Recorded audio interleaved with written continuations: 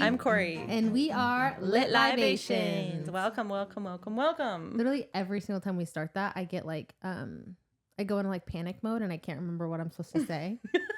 And I just go on autopilot. My whole brain switches off. And I could say anything at that point. Well, you're doing great. Luckily, it comes out right. Yeah. But it's so nerve-wracking. It's so funny. I'm like, hi. So we can start it over like at any point. I know. I don't but know. I never do. I always make you just keep it. I think you always do. You're like, just keep it. It's good. I'm like, fine. no. I sounded silly. Oh, that's so funny. All right. So we are doing the Viscount Who Loved Me. Part 1. I was so nervous. You know, you guys heard obviously after last week. Yeah. I was not excited about moving forward with the series. That scene in the second half. Did you read this whole book? I haven't read the whole book. I'm at like chapter 20. Oh, okay. So there's nothing. Really okay. Yeah. There's nothing bad. How far are you in it? 12. Okay. Wherever. Yeah. No, there isn't. I like this book infinitely better than I did the other one. Okay. And I even actually feel like I like it better even if she had written the scene differently in the first book. I still think I liked this book so far better than the last one. Okay. If that makes sense. Yeah. I really genuinely just kind of fawn over an enemies to lovers situation. Oh yeah. And this is 100% that. Who doesn't? Yeah. I think it really just like that has my heart. And the Duke and I was more of like a... They had an attraction right away. Right away. Like they couldn't stay away from each other. Exactly. I mean, they also had an attraction right away, but they were like, oh, I'm not pursuing that. I feel like he, I don't even feel like they did initially. I feel like it was more so like he was like, oh, she's prettier than I thought she'd be. She's not an ogre. But like, he wasn't like, oh yeah, I'm going to fuck her right now. And it wasn't until they took their walk. True. Yeah. And then it was over for them. What are we drinking? A tea. So it's an alcoholic tea. So basically, it's called Dear Reader. If there is a scandal to uncover, like I'll be there. I shall find it. I'll be there. I'll be there. And it's basically Earl Grey tea, lemon juice, simple syrup, and gin. Yeah, we measured with our hearts, and it's really good. I feel like that's the way to do it because we also like different. Like you like yours a little bit more bitter. I like mine a little bit more sweet. So you sweetened it up, which is also why we're best friends. All right, let's get this party started. Yeah, by the way, Julia Quinn is the author. I always forget to mention. Oh yeah, it's Julia important. Quinn. Yeah, feel bad after I eviscerated her last week. Yeah, it's okay. Sorry, Julia. She deserved it. This book is much better. Okay, we're starting in the prologue. Anthony's parents, Violet and Edmund Bridgerton is their last name, of course. Shared a strong love for one another, and the couple were both young when they started their family. I think Violet was 18 and Edmund was 20, which is unusual. I was actually thinking about this. Edmund was 20, which is unusual for the men of this era, just based off of what we know and what we've read, to fall in love and get married so young. That's young. Right? They wait until they're like their late 20s or older. Yeah, I think like Colin's not super. I think he's got to be not older than 25. Yeah. And Daphne's like, he's got a so. He's got a long way to go. I don't get it. Which everyone has a different journey, but I just thought that was interesting because they must have really, really, really and truly been in love. And I kind of want to know their story. Sorry. Okay, that was a little long-winded. Anthony is their firstborn child, and while he was growing up, he treasured the close bond he had with his father. His father treated him very, very differently than other fathers of the time did. He would take them hiking. And it didn't matter if you were a boy or a girl in the family. He would treat all of them with just as much love. He would do just as many things with them. That's nice. Yeah, that's different. And they lived in their country home as well, so they had a lot of like land to do different things as well, which I think is super cool. So yeah, he was just very involved. And Anthony looked up to his father the way that no one else, not no one else, I should say, but like the way that the other siblings didn't. Yeah, in a way. Closer connection to him, right? Yeah, I want to say like in his head, he definitely... Right. I feel like Edmund loved his children equally. Like if I'd have to guess, we don't know obviously, but I would have to guess he seems like that kind of father. But Anthony his father was his world. Yeah. Like his world literally revolved around his father. His father was a son to his life. Right. You know what I'm saying? Yeah. Just before Anthony left to attend Oxford, he visited his family home at Aubrey Hall, which is the country estate, their ancestral home as well. Violet was pregnant with her eighth child, and Anthony wondered if, like Edmund and Violet, he and his future wife would keep having children even when they were older, because he was thinking, like, how kind of gross. Like, she's having children at her elderly age. How old was she? So 30? They got married at 18. They had one kid a year, didn't they? No, not that was Daphne. That was Daphne for the first 4. Oh. So I was actually thinking about this timeline when I was on a walk with Kelly and Caleb. So he's 18 now. She had him when she was 18. So 18 plus 18 is 36. So she's probably somewhere around 36 to 38. Okay. Oh, actually, yeah, I think it was 38 when they did it. So yeah, 38. Okay. I think they said that. Anyways, now that I'm thinking about it. When Anthony entered the main hall, he was shocked to find his younger sister Daphne sitting on the floor crying. Daphne tells Anthony that Edmund died. At first, Anthony did not believe her, but she tells him that their little sister Eloise saw it happen. And she said he was stung by a bee. That's very important. Yeah, 100%. Anthony recalls that several years before, he and his father were both stung by bees and Edmund was fine, which is interesting. Anthony rushes upstairs to find Violet, and she was in just absolute shock. Of course. The doctors eventually arrived, and they explained that while it was uncommon, it was not unheard of to die from a bee sting. Obviously, nowadays, we know that there can be allergies. But right. I do find it super odd that he was stung before and never had as severe of a reaction. You can develop any allergy at any point in time in your life. Oh, I actually did not know that. Yeah, it's crazy. Your body's all of a sudden just like, oh, that's foreign. Oh, don't like that. Yeah. Interesting. Yeah. Okay, that makes sense now. Anthony put his younger siblings to bed, reassuring them that he would step up to take care of them. And Anthony sat in the room where his father's body was laid out on the bed that he used to like sleep in. Oh, it's so sad. It is. And he thought about his own mortality. He became convinced that he was also going to die young. And this is a direct quote. Edmund Bridgerton had died at the age of 38. And Anthony simply couldn't imagine ever surpassing his father in any way, even in years. And I don't understand that.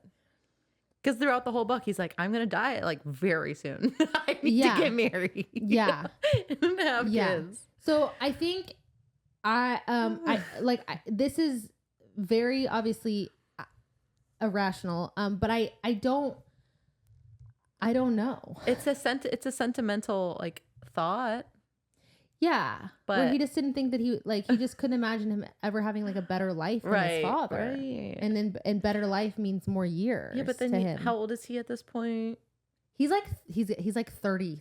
He's like he is older. No, the dad's 38, but Anthony. No, Anthony's like 30 right now. Yeah. Okay, so he should be like older and wiser. Yeah, even now you're saying. I was so silly to think that way 10 years ago at 20. Yeah. No, I don't disagree. I don't know. It's just a funny kind of theme that happened throughout the book. Well, it is interesting. Just like, we saw it in the first book. Men are stubborn. Like when people say like, saying men are as stubborn as an ox is like insulting to the ox or something like that. That was a good quote. So that's so funny. I do think this is also interesting that they did. I want to preface because we are comparing to the series. This, I would say the show is even more. It kind of veers off the book even more in this season, in my opinion.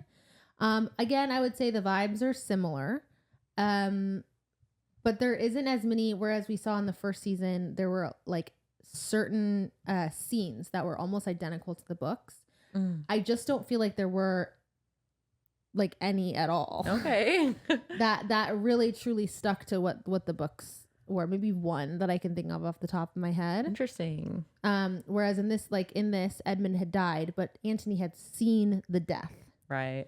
Which I actually think was a good change because it makes this irrational fear of like dying, and it would almost like make more sense to me because seeing it is so traumatic. Yeah, that makes more sense. That was a good change. I do think it's a good change. Okay. Kate Sheffield hears her younger half-sister Edwina giggling while she reads the latest Lady Whistledown issue. And by the way, this Lady Whistledown issue is basically like, Anthony Bridgerton is a rake. That was so good. Thank you. Oh my gosh. I've been practicing. Nice. They were describing the two differences of rakes. And I thought this was interesting because we had kind of talked about it. Basically a rake, I had like an epiphany, is essentially just a player. Yeah. Didn't I say fuckboy? Is that different? No, you're right. 100% a fuckboy. But like, it felt like there was a really big emphasis on like seducing virgins. Oh, yeah. And I do still feel like there is like I do, but you can still be a rake, like even just sleeping around. Yeah. Edwina reminds Kate that Lady Whistledown wrote about them recently, as Edwina was named the incomparable of the 1814 social season. Is that the diamond? So she's the diamond. Oh, yeah. Okay. Yeah, they kind of use the diamond and the incomparable like interchangeably. Yeah. Edwina is 17 years old, which is young, has light hair, striking blue eyes, whereas Kate is nearly 21 and considers herself much plainer than her younger sister. I think she has brown eyes, which doesn't matter, but it's just like a little anecdote. I don't know, a little something to know. Well, because they do seem to have a bias against people with brown eyes. Have you not noticed that? No, I have not. Well, at least women. Because when they described Daphne, they were like, oh, her plain blue eyes. They're like, Colin was the one of the siblings that got the, striking blue eyes. Wait, Daphne had brown eyes. You said blue. Oh, she has brown eyes. I was like, how can you have and Colin dull blue eyes? Yeah, Colin was the one that had the blue eyes. That's so funny. That's my bad, yeah. And so I feel like, they kind of, maybe it's like what's in fashion or whatever. But it definitely seems like if you have brown eyes, they have like a... Is it less attractive to have brown eyes? It feels like it. Oh my gosh. Which is like not true, people. Yeah, and very... I'm offended. Yeah, I was going to say, I have blue eyes, so I shouldn't even really be speaking. But and I have hazel eyes. Wait, isn't that green? They're like mostly brown. Let me see. They're beautiful. They are like a touch brown in the inner circle and then like kind of green on the outside. Just like Daphne. Dude, they're cool. Oh, thanks. No, I feel like Daphne had less green. You have a very, very like yours are majority green. Oh, I'll have to look later. Oh yeah. Well, I love it. Okay. Sorry. Kate is grateful that society gossips does not mock her yet for being a spinster. At 22. At 21. Oh, that hurts. I know. Dude, I was a spinster at 21. Who was? I was too. Yeah. She is several years older than all the other young women debuting in London's marriage market. Wait, so how old do they go out? Around 16? 18 normally. Oh. Yeah, Edwina's a little young, but they say that. So they... Wasn't Daphne in her third season? She was in her second season. No, she was in her third season. That would make her around 18, 19. No, because she went out at 18, 19, and she was 20. So it was like her last hurrah. Like she had to get married. Otherwise, she would have been a spinster. Oh my gosh. Yeah, for sure. It would have been embarrassing for her. Just joking. It would have. And that in 1813 or whatever. Yeah, for sure. Since Kate's father died 5 years prior, the Sheffield women spent that time saving their money to afford the trip to London, a trip they could not afford twice, which is why they decided to go at this moment. They had said that Kate was a little old, not old, but like she was a little older than they would have liked to have put on the marriage market. But Edwina, like it would have been too soon to have Edwina go out at 16. Right. They even thought it was too soon for her to make her debut at 17. But they just didn't have a choice because of Kate's age. They wanted to do it at the same time, right? They had to do it at the same time because they couldn't afford the trip twice. Oh, right. Okay. Yeah. That makes sense. Kate steals Edwina's copy of Whistledown, and Edwina teases her for wanting to read about Anthony. Because, again, the issue is about him being a rake. Mary, Kate's stepmother and Edwina's mother, reminds the girls that they have a party that evening. Kate tells Edwina that Mr. Burbrook, we see a reappearance. A reappearance of Mr. Burbrook being a fucking babbling dipshit. Complimented Edwina's gown at a recent party. Edwina, he really snapped back fast on Daphne, so he wasn't that in love. No, I'm just joking. He's got to find a wife. It's been a year. That's true. Edwina is surprised that men pass compliments to her through Kate, but Kate reminds Edwina that while attending a musicale, Edwina publicly declared that she would not marry anyone that Kate did not approve of. Heck yeah. Which is really badass. Yeah. Edwina wants to marry a scholarly man because she loves to read books. And so that way this man will share her love of reading and learning. I get that. I do too, actually. Yeah. And that's something that they didn't put in the show that I kind of wish that they did. It would be a small thing. It's such a small thing. Yeah, they could have added it. But it adds, and it does add so much depth to her character. Right. I feel like, I don't know. I didn't watch the show, but I agree. Mm-hmm. Across town, Anthony enjoys a drink at the Gentlemen's Club with his younger brothers, Benedict and Colin, my two favorites. Anthony announces that he plans to get married that year. He literally is like, they're like just drinking. It's like this. Here, this is the scene. You're Benedict and Colin at the same time. Are we cheersing? Yeah. Okay. I'm going to get married this year. Oh. Benedict actually falls off a chair, so if you could fall off. I can't. I can't move my legs right now. I can't move my legs. That was a very anticlimactic scene. I thought it was going to be better than it was. No, but it was so funny because he was like, yeah, I guess it's time. I'm just going to get married. Yeah. I'm just going to get married this year. It's time. I'm going to die in like 10 years. I got to get it going. It really did kind of feel super, super out of the blue. It was. Mm-hmm. This surprises his brother so much that Benedict topples over in his chair and Colin nearly chokes on his drink. Oh, you could have done that. Damn it. Yeah. I missed that. Since he is nearly 30. Oh, yeah. So he's not quite 30. He's 29, but still. Since he's nearly 30, Anthony feels it is now time for him to marry and have a son. Like, he can control that. Yeah. It's fine. It's like, I need an heir. He really should start. If he really felt like he was going to die younger, I know this is not something that's like concerning to like men at this time because they don't really know a ton of anatomy, but he really should have got going sooner. Yeah.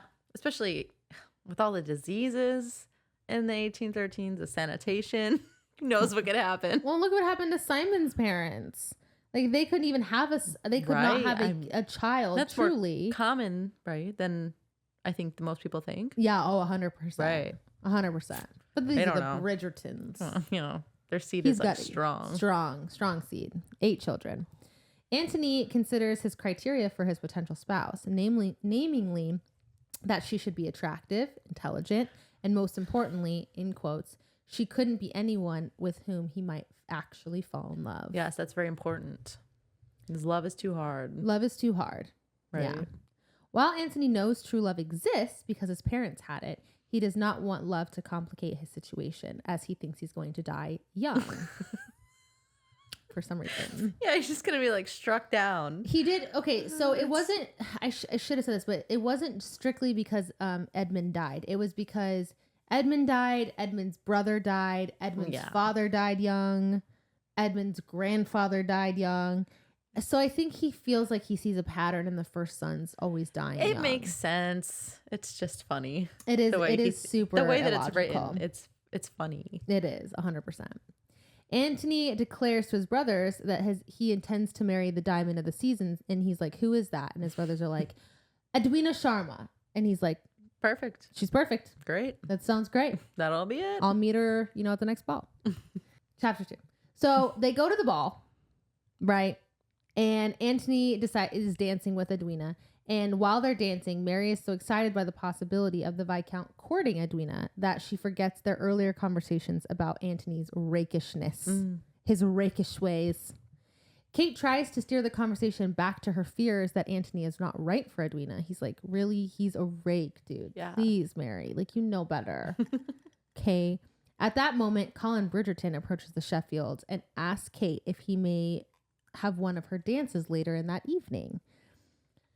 And Colin has some game. Can I just say that? I love Colin because I feel like he is not really going for a wife, so he can be more himself, which makes him more charming and likable. Oh yeah, he's so charming. Honestly, he would charm the pants off me. Oh, same. Also, I think it's really funny that they have like a certain amount of dances in a night. Oh, and a dance card. Yeah, I love that. It's like right around their wrist. Kind of obsessed with that. Like, why But we have that in our day and age. It's weird. That's like the only thing I want from this is just like a dance card. Like if you want to dance with me, you can put it on the card. Yeah. And at 8:30 when this song plays, we'll dance. That is nice. And we could start that. Let's do it.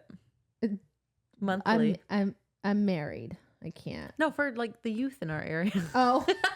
For us. Unfortunately, I'm past the courting stage. Not for us. Like, no thanks. Just like with the youths in our area. Do you think they'd take to that? I don't think they'd care. No. I feel like at 18, I was just trying to throw that ass back. Yeah. In a circle. I don't actually want to be anywhere near like 18-year-olds. No. They scare me. They terrify me. Yeah. The only a youngin' I'll be around is Anna. She's 19? Yeah. She's well, okay, I guess though. I'll be around my sister, but she also scares me. She's 16. Some of the things that Anna says does scare me. Yeah. It's okay, though. Facts. It's okay. Anna, if you're watching, we love you. You're like my little sister. Okay. Colin and Kate get along very well, which surprises her since she assumes he would be a rake like Anthony. And Kate actually voices this assumption out loud. And Colin's like, what did you just say? Because I think she goes, what did she say? She was like, so you're not a rake, or like, oh, you're not like Anthony or something like that. And Colin's like, what? What are you talking about? I think he was just like surprised at how like her brazenness. Yeah. And just like, her boldness. Yeah. He finds her frankness amusing. There it is. Yeah.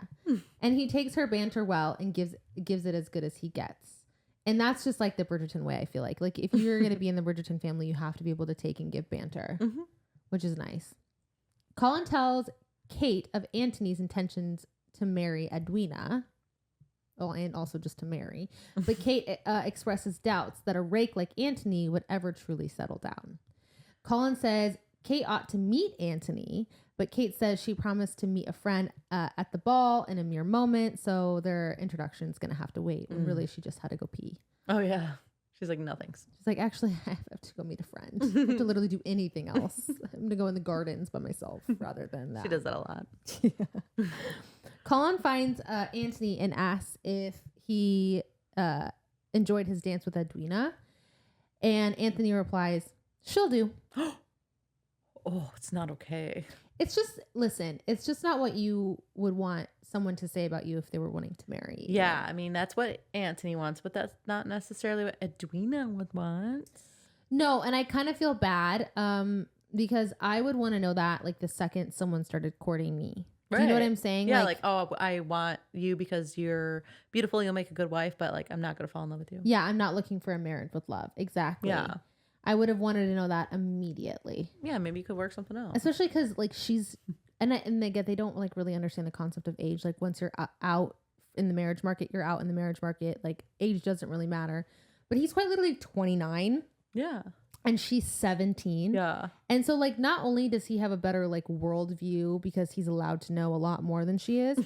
It's fucked up. But also just like naturally he has just a more evolved like life and brain and just everything because he's had more life experience, like 10 years more, over 10 years more. Right. Yeah. So he should have just been honest. At the very least. Yeah. Quite literally. Colin says that if Anthony likes Edwina so much, he should really meet her sister. Anthony is very surprised by the idea that Edwina wants her sister's approval of any potential match, since it is traditionally a father, a brother, or a mother whose input matters most. But they don't have any of that. Yeah, that's so fair. That is so fair. I mean, Mary is Edwina's mother, so, right? Yeah. Yeah, but to be fair, like pretty much any mother would want Anthony. Would want Anthony a viscount, a titled man. Right, yeah. You know, as Kate was a much better choice for approval. Yeah. Yeah, and you know what? And Anthony's, you know, a family person, so he, you know, he does end up really valuing that in Edwina because that his family is everything to him. Aww. Anthony sees Kate for the first time and is pleasantly surprised to find her attractive and confident, very unlike the ape-leading Amazon he imagined. What? That's literally how they were kind of like. Yeah, he's like, wait a second, she's not fucking horrific. Yeah, she doesn't have hairs growing out of every orifice of her body. Well, she does, but like it's not like protruding. That's so funny. Yeah. Oh my gosh. Okay. Oh, like, wait, she's attractive. Kate and Colin. Yeah. She's just 21. What the fuck? She's literally so attractive. I mean, she's so attractive. Yeah, she just has 21. brown eyes, and she's 21. That's it. That's wild. Kate and Colin joke with one another, but when he introduces Anthony, Kate's mood sours immediately. And by the way, when Colin is introducing, like when Colin is like, hey, you need to meet the sister, he basically was like, she hasn't stopped talking about you. Literally, if you just spare her a little attention, she'll probably like swoon to you because she's 21. Like she doesn't have any prospects. She's probably basically she's just like making her seem like a desperate spinster. Colin was, right? Colin to Anthony was. Knowing damn well that like that's obviously not the case. So when she comes over, she like immediately Anthony can tell, like even by the look that she gives him, that everything Colin was spewing was bullshit. So do you think Colin put them together because they would be a good match, or because they know that they would like she would irritate the shit out of him? I honestly feel like I don't think Colin had any future intentions for either of them. I just think he saw her personality, knew what his intentions, like knew what Auntie's intentions with Edwina was, saw her personality and thought it would be a fun game to put them he's together. Like, good luck. You have to impress her. Yeah, exactly. Like this isn't going to happen for you, but I love that. But I don't think he saw anything like super future with them. I just think he was trying to fuck with them. Colin claims to be thirsty, and he asks Anthony to take his dance with Kate. He's like, oh. Thirsty in what way? Was that another joke? No. He wants lemonade? Yeah. Okay. He basically was like sitting there, and like he was watching the interaction, and he was like faked being like parched. And he's like, oh, Kate, I know that we had a dance, but maybe I need to go get some lemonade because my throat is quite parched. Anthony, will you take this dance with Kate? I don't think you have anyone to dance. I think you should take this dance with Kate. And they're both like, you fuck. Ooh. You know what I mean? That was good. Good scene. Colin is fucking hilarious. I love him. Kate nearly insults Anthony by like trying to reject him, but he quickly takes her arm and leads her to the dance floor before she says something she might regret. When they begin to dance, Kate steps hard on Anthony's foot. Ugh. And he tells her that while she has had success managing Edwina's other suitors, she is mistaken to believe that she can manage him. As the dance concludes, Kate stomps on Anthony's foot again. She's like, fuck you, bitch. She doesn't say that. She should. Anthony tells Kate in no uncertain terms that he will court Edwina and he will marry her. And I really hated this conversation because the way he came off was super, super, super arrogant. Yeah. And rude. I was like, fuck this guy. Right. I really didn't like him. No. It's so different from Anthony book 1. Yeah, no, it was super different from Anthony. Well, I don't know if it's I can understand the compartmentalization, I feel like, with Anthony when it comes to his family.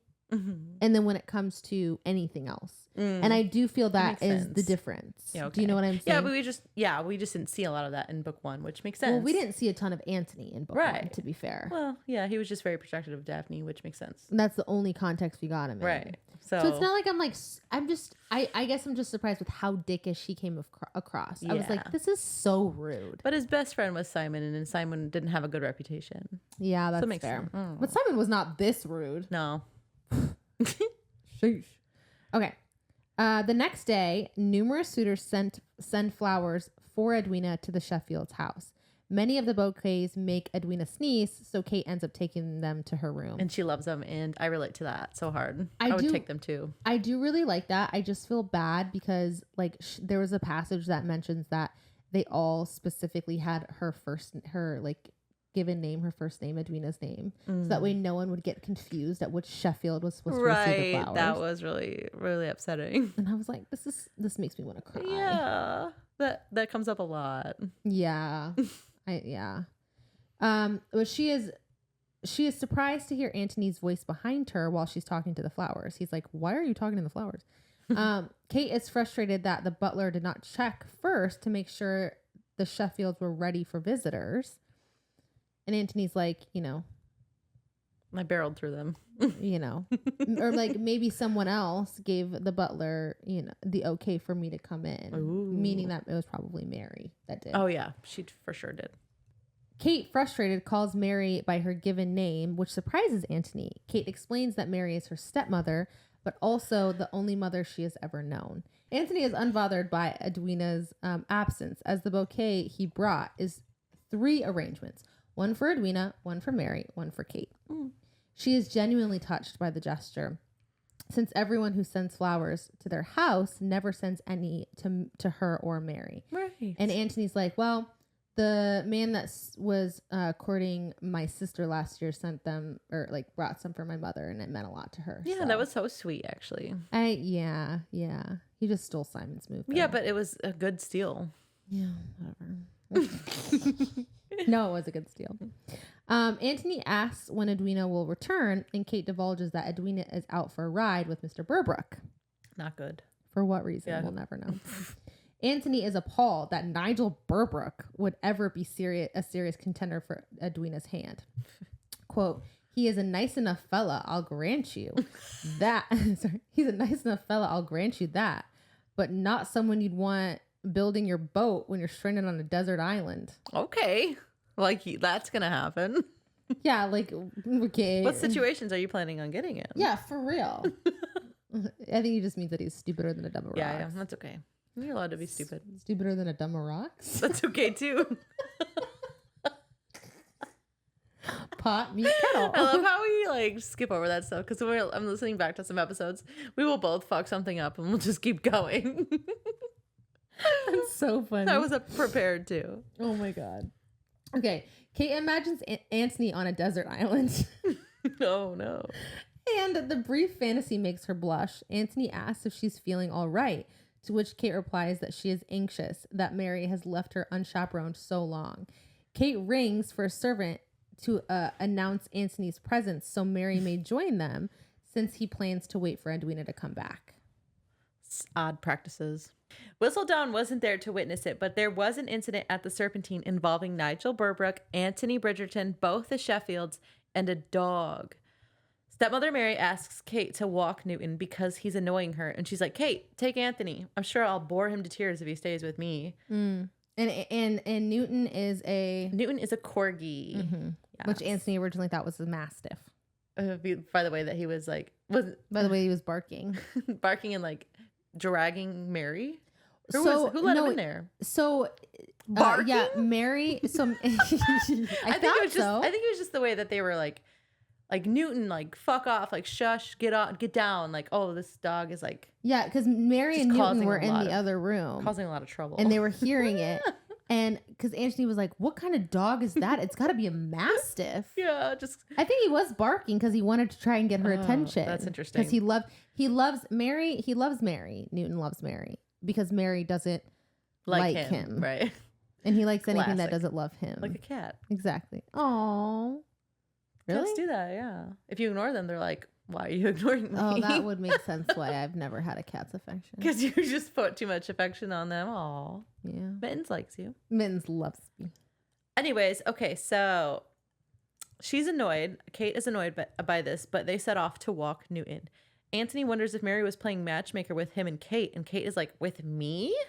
But then she's like, well, maybe he's right. Maybe she was. As they're walking, Kate is trying to sun her face, and Antony is confused because does he feel attracted to this woman, this spinster? He doesn't intend to marry her, that's true, or do anything with her, but he does feel content in her presence, which that's interesting. Mm. But he's simply overcome by her smell of sensible scented soap and lilies. He tries to adjust her silly little bonnet so she can feel more sun on her face. Newton gets distracted by something and starts running. It is important, though, really quick, to mention, though, that at this point where Kate's sunning her face and then Antony is adjusting her bonnet, that this is the first time that they start to feel attraction for one another. Yeah, okay. Like any kind of spark attraction. Well, yeah, he was being really nice. He was like, she was trying to feel the sun on her face and she's got all this shit. on her head. And he's like, well, here, like, loosen it and feel that sun. Yeah, and he's looking at her, sunning her face. He's like, God, she's actually pretty. I think I'm starting to feel a little. Yeah, he's she like, smells so good. Yeah, and then like he's adjusting her, and she's like, oh my God, I think I came. Yeah, that was a quote. No. So Newton runs away, and then she chases him. Anthony thinks he'd be no gentleman if he didn't run after them. They lose the dog, and Anthony's like, don't worry, we'll just like hear someone screaming, and then we'll just go that way. And they do hear a woman scream, and then they see the dog running again. And then Newton runs toward Nigel and Edwina by the Serpentine, and the dog pivots toward her and knocks her over right into the water, as fat little corgis are wont to do. The scene is so silly. I know the logistics. Was it on a bridge? Were they on a bridge or just by it? I don't know. I can't picture it really. I picture it like the scene in Bridgerton where he falls in after they go like canoeing or something, and his like shirt gets all wet, but it's like actually Edwina that falls in. That's kind of how I picture it. Okay. But I understand logistically this would have been probably a really tough scene to film considering like the dog aspect of it. Yeah. But my God, I wish they would have put this in Bridgerton. I loved this scene. Yeah, it was a silly little scene. So Nigel was there. He was trying to fix her carriage. Anthony ends up yanking Edwina out of the water because Nigel was too aloof to think to even do that. Then Anthony accuses Kate of doing this all on purpose, and she goes on a long rant about how, like, yes, I told Newton the corgi to go hit my sister into the water. It all lined up perfectly. Like, what are you even thinking? Yeah, what? That was funny. Also, I was like, what is the Serpentine? Is it a river? Is it like a river shaped like a snake? Like, what is going on here? So I Googled it, and it's like a lake. Oh, it's like a real body of water. It's a lake. Yeah. Oh. In England. And it's shaped like a snake a little bit, so. But Can we take a trip to London and maybe like go to all the spots that they talk about? Like, I want to go to the Ton. I want to go to. What is the Ton? I don't know. We can go there. We go there. I thought it was like the society. Like the Ton was just like their society. Oh. I don't know though. Correct me if I'm wrong. I actually have no idea. Either. Wherever that one place is that they went to go visit in book 1. I forgot what that was called. The Thames. Oh, that's a river. Go to the Thames. Yeah, for sure. Go to the Serpentine. We can do Harry Potter stuff over there. Oh my God. Are you kidding? Yeah.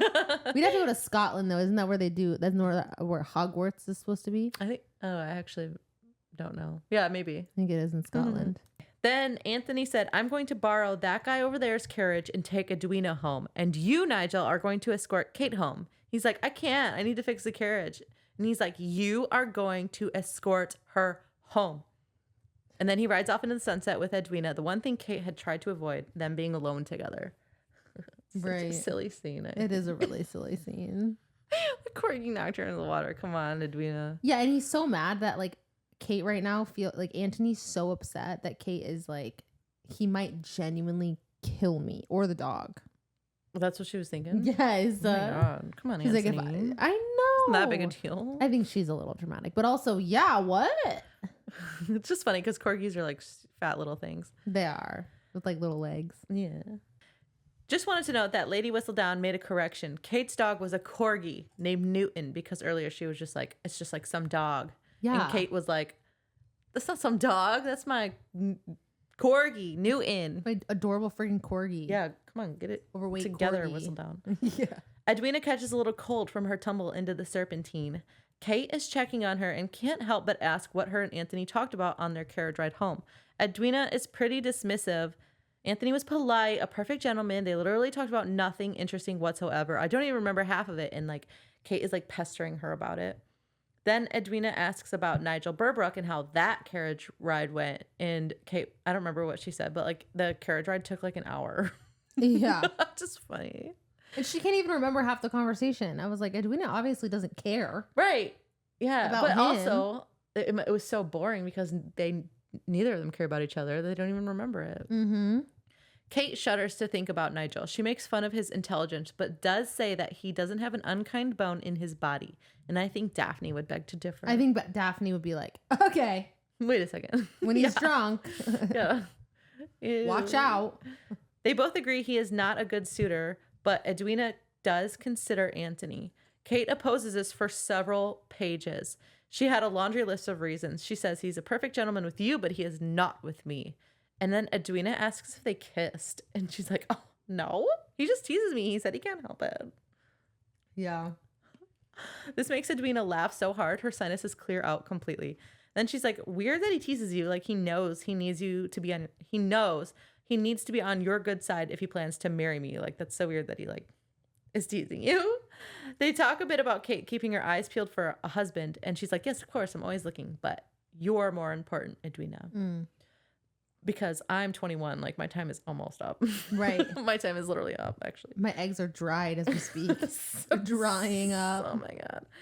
But moral of the story, Anthony would not make a good husband. Like, I'm telling you, like, don't fucking marry him. Edwina eventually is like, all right. Jesus Christ. During this convo, a thunderstorm is brewing and Kate is getting nervous and she seems afraid of the thunder/lightning and tries to hurry the conversation along so she can go to her room. It was my impression. Yeah, 100%. Okay. Because I left that out at first. I'm like, that's probably important, but... I will say, though, I do think Kate's right. I don't think Anthony would make a good husband to Edwina because I do think that, like, Edwina, with how kind of a soul she is, I understand that a love match is rare in this time frame. But I do think that it's possible for her because she is such a kind soul. Yeah, and she has the right to try and find that. Yeah, she's young in the diamond. And I think it's also would be torture to be married to. I just feel like no matter who you are, it would be torture to be married to someone. I don't care what you say, that just like would never allow themselves to love you, like ever. Oh yeah, or that sounds like a nightmare. That sounds like my worst nightmare. Yeah, why nobody wants that? No. 4 days later, Edwina is still sick. Nevertheless, Mary is like, you and I, Kate, have to go to the musicale at the Bridgertons. Like, we were invited, we're going. Even though Edwina was definitely the intended invitee. Kate reluctantly agrees to go. Her nerves are frayed on the way there, but she sees the house and is like, damn, like, these motherfuckers are rich. Even though she's seen, like, manors and stuff and, like, castles, or I don't know where the fuck they live, but she's, like, impressed. Yeah, I'm assuming the Bridgertons are, like... They're super rich. Yeah. They're up there. Yeah. Well, they are just like one below a duke. Right. Yeah. Anyways, it's interesting how they don't really, it doesn't matter. Anyways, moving on. How they don't explain. They don't go into like how like how wealthy they are and I don't know, the expanse of their properties. I don't know. Yeah, like even when Anthony like describes the books and the finances, like it's so second nature to him, like how much money they have that he doesn't even really, I don't even think expresses like how gross. I think that they're grossly rich. Yeah. Like I genuinely feel like they're like, it's just not if there was a comparison to like our day and age, they would be like, maybe not billionaires, I would say, but like definitely in the hundreds of millions. Okay. That would be my guess. And they don't really go into it because I guess it's just not important for the story. I don't know. Yeah. She picks a seat in the back, hoping that she can get in and out without Anthony even noticing her. Okay, switching POVs to Anthony. He's in his study having a little solo drinky drink and sees Kate arrive because he was looking out the window watching everyone arrive. Don't they come in like a shabby little carriage? A carriage that they rented? Because they couldn't afford one of their own, but it's fine. They're doing their best. He immediately feels desire for her and is annoyed because bloody hell, he doesn't even like her. Her face is too long. Her chin is too pointed. Her eyes are too big. Her mouth is too full. She talks so fucking much with her kissable lips. And then he's like, no. And he had a dream about her. Yeah, he recalls this very steamy dream he had of her the night before. He even checked the sheets to make sure he didn't come during his sleep. He's like, no, that would be so awful if I was that attracted to her. Oh my gosh. He had to recite poems and do math problems to stop thinking about her, to go back to sleep. Were you gonna say something? I was just gonna say that this now feels like a little reminiscent of like a Daphne and Simon situation where, you know, Simon then proposes the ruse, right? Well, in this situation, the ruse would be continuing to court Edwina because truly, if he's this infatuated with the sister of the woman that he wants to marry, like That's got to be the fattest fucking red flag in America or in London or in the world, probably. Not America. In the world. I'm just going to say the world. Okay, in the world. It's got to be the fattest fucking red flag. It's obviously got to be a huge, huge, huge obstacle. Like at this point, it would surely be easier to just cut your losses and try and marry someone else. Completely. Someone else. Yeah. Yeah. But he doesn't. He's like, doesn't. He's like so stubborn about it. And I feel like this is just him almost like his mind fighting this. He wants his subconscious fighting this like thing that he's got in going the back on. of his mind. He's like, I'm not going to change now. Yeah, I'm not going to allow you to live a life without love. I'm going to keep tempting you with this potential thing you could have, if that makes sense. Yeah. So he has to recite poems and do math to stop thinking about her last night, but now she's here and it's happening again, damn it. He joins the guests at the musicale, and an opera singer named Maria Rosso is headlining, and they used to fuck. This like very casually. So bad. And then he's like, "Oh, I'll just fuck her again." And then if that doesn't get Kate off my mind, like nothing's going to. So trashy. In the meantime, I'll just avoid her. Like surely she won't seek me out. Lady Whistledown reports on how hot Maria Rosso is and how the dozens of men in attendance couldn't keep their eyes off her. Okay. She was really okay. Yeah, whatever. I think she's an interesting character. That was the one that he was like had that huge love story with in the first season. So I think that that's supposed to be the equivalent. I don't know if the girl, I can't even remember if the character's name was Maria in the first one, but I definitely think that's supposed to be the equivalent. Okay. But obviously in the first show, like in the season 1 of the show, he was in love with her, like clearly. And he wasn't in love with her in the books. Yeah, no, they just fucked. Yeah. Kate's body is just aware of Anthony during the musical. She notices that Maria is definitely looking at him, and this basically confirms how big of a rake he is, but that just disappoints Kate. Afterward, Maria and Anthony are shamelessly flirting, and Kate is appalled. Mary notices her staring and says, "Mind your business." Kate's like, it is our business because he wants to marry Edwina. I agree. This was so insulting to me. Right. Why like I would be that? Disgusted if I saw that. Yeah, you're trying to marry your daughter. Yeah. They go to greet Violet and thank her, and they have a polite chat. They meet Eloise, and it's her first season, and Kate likes her right away. And one thing I did notice about like these books, the first one and the second one, is that when like the women meet each other, they always like each other right away. 100%. I love that so much. Was it? I thought it was not her first season. I thought it was it was like the right before her first season. I could be wrong. I don't know. No, like her mom's like letting her go to. I thought her mom was just letting her go to stuff that's like just that they're hosting, maybe to get her ready for her first season. Or I don't remember. I think she's only 16 right now. Oh, I think okay. I don't know. Should we? I don't think it's that important. It's not to confirm. It's not. It's either right before her first season or it is her first season. It's not that important. Okay. Maybe when we get to her books, I don't know. Oh yeah, that'll be important then. Yeah, because she will have a book. Yeah, right. Violet mentions how her oldest daughter married the Duke of Hastings, and Mary was like, "You must be so proud." And she's like, "Absolutely, he's a duke. But more importantly, an incredible man, and I can only hope for such a love match for the rest of my children." I love Violet. Portia tried to get the gossip about the dog incident and the Serpentine, but they brush her off. They're like, "It was of no consequence. Like, stop asking." Portia is so annoying. But you know what? They cast it perfectly for the show. Yeah. Oh, yeah. She was really good. Kate leaves the room for fresh air for a few minutes, and then she hears Anthony and Maria coming, and she's like, "Oh, shit. Like, I don't want to run into them." And she avoids them by ducking into a room off the hallway, and of course it's Anthony's study.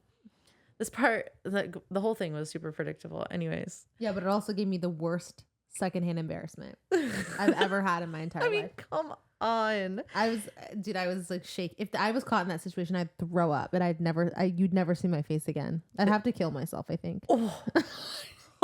No, but it ended kind of well for them.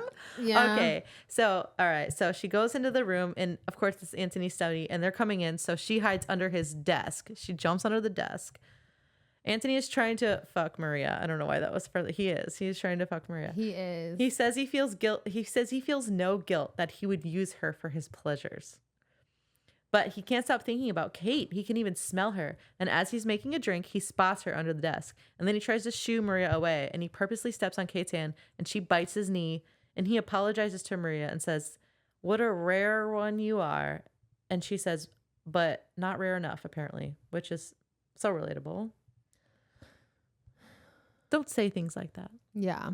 Alone now, Kate tried to explain to Anthony how she accidentally ended up here. But Anthony goes feral.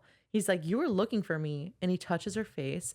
And he doesn't believe she is there by accident. And she's consumed. She can't move. He says, "I think you came here for another reason." And she shakes her head no. And he says, "Are you sure?" And she shakes her head no again.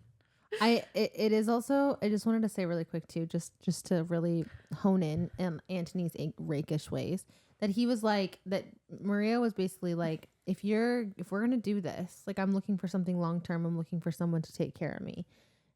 Mm-hmm. She did? Yeah. Oh, I thought Maria said that. I thought that he didn't. I left this out because, but he said he didn't feel bad for using her for his pleasures because she was doing the same, basically. Yeah, she is, but she wanted something. Oh. She wanted someone to take care of her, like set her up an apartment, like for it to be long term, for it to be something where she was going to be like a certified side chick. And she knew that he was looking to get married. Got it. And she was like, "I heard you were looking to get married," and he was like, "Yeah, but I don't like that.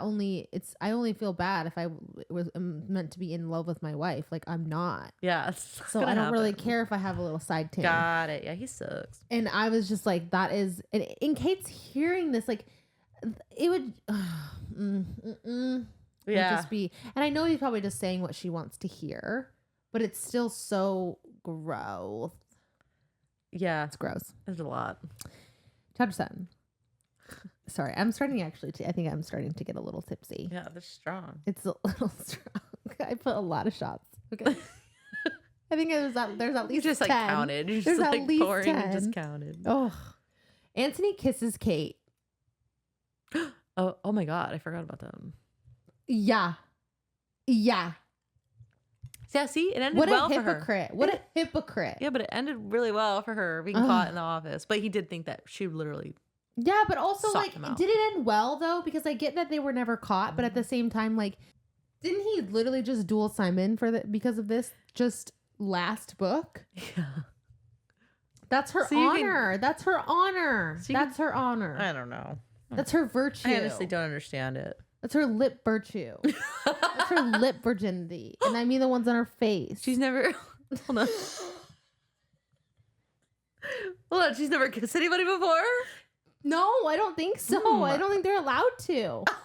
That's a scandal if she has. Wow. Dude. It's currently a scandal. Yeah. Gosh. As the initial shock wears off, Kate relaxes in his arms and she kisses him back. Ooh.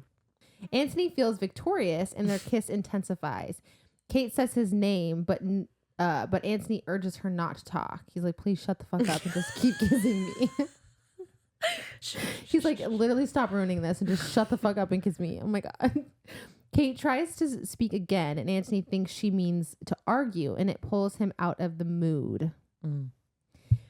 Kate says that she will never allow Anthony to marry Edwina, nor will she marry him herself. And Anthony's like, "I don't recall offering to marry you." Like, and I was like, that's so rude. That's very rude. And Kate declares that he has no honor, which he doesn't. That's a huge thing to say to somebody. Okay, but he literally, it's 100% true. He took her lip virtue. That's so rude. He took it. He took it. Okay, Anthony says... Without consent. Yeah. Truth. Wow. It's seriously, it's this part, like, I didn't find it romantic. No. I'm sorry. No. I think, because here's the thing, like, I get that, like, listen, I am a woman. Okay. I love to just be grabbed and kissed.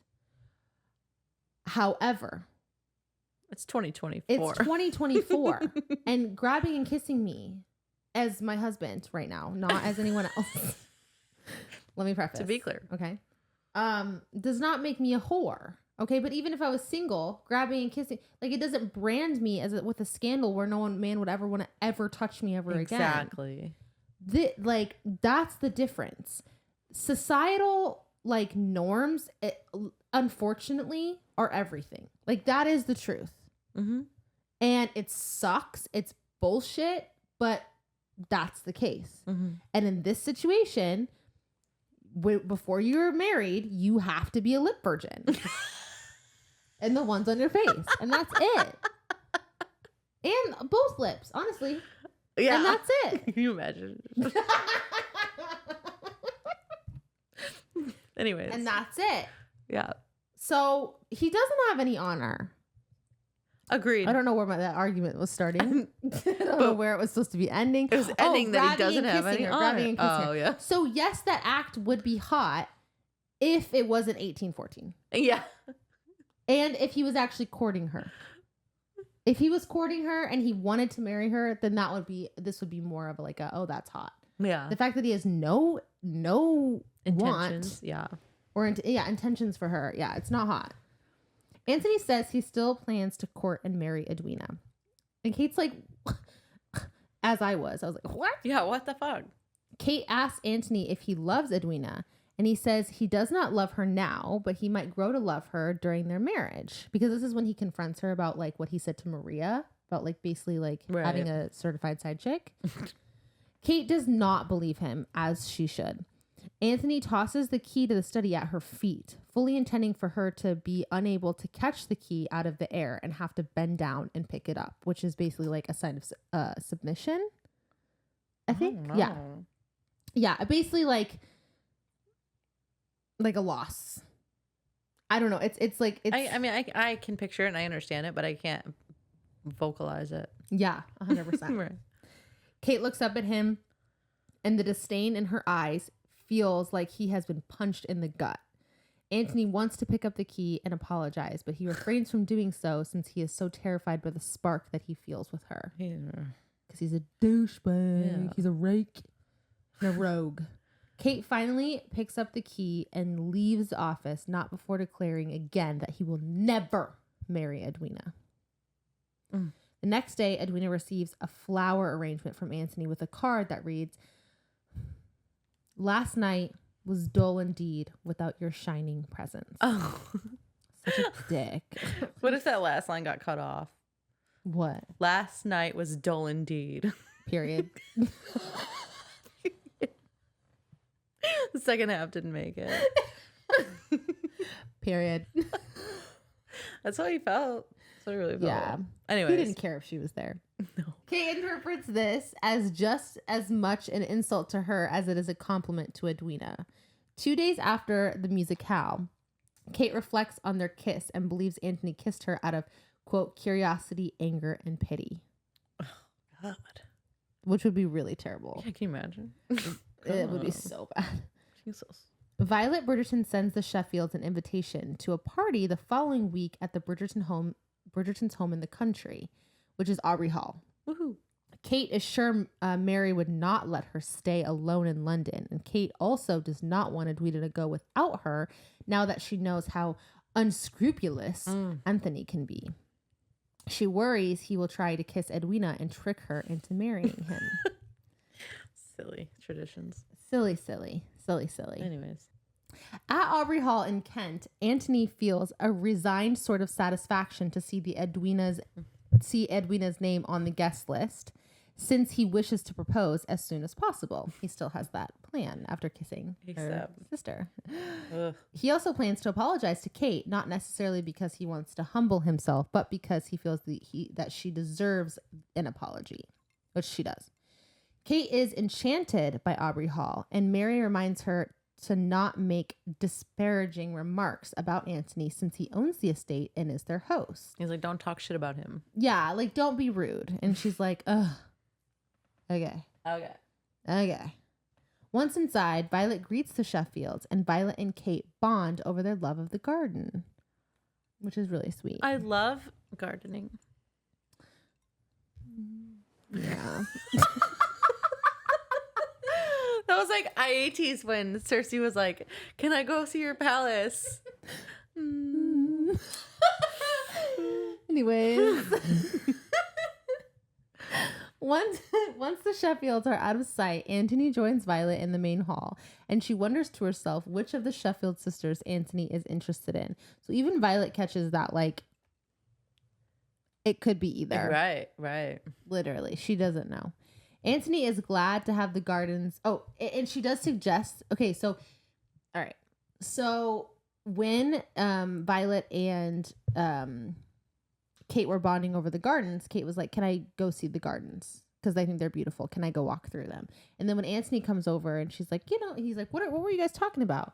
Violet was like, oh, what are you doing? And he was like, "Oh, I'm going for a walk." And she's like, "Well, you should go on a walk in the gardens because they're really pretty right now. You should go right now, probably." So he goes. They can all see it. They can all see it somewhere. 100%. So Antony is glad to have the gardens to himself for his walk, but his solitude is brief. As he hears footsteps approaching and is surprised to see Kate out for a walk too. Okay. Yeah. Antony apologizes to Kate for treating her so rudely, which she takes to mean he is apologizing for kissing her. Oh, yeah. Antony does apologize for the kiss, but his genuine apology is for what he said to her after and for throwing the key at her.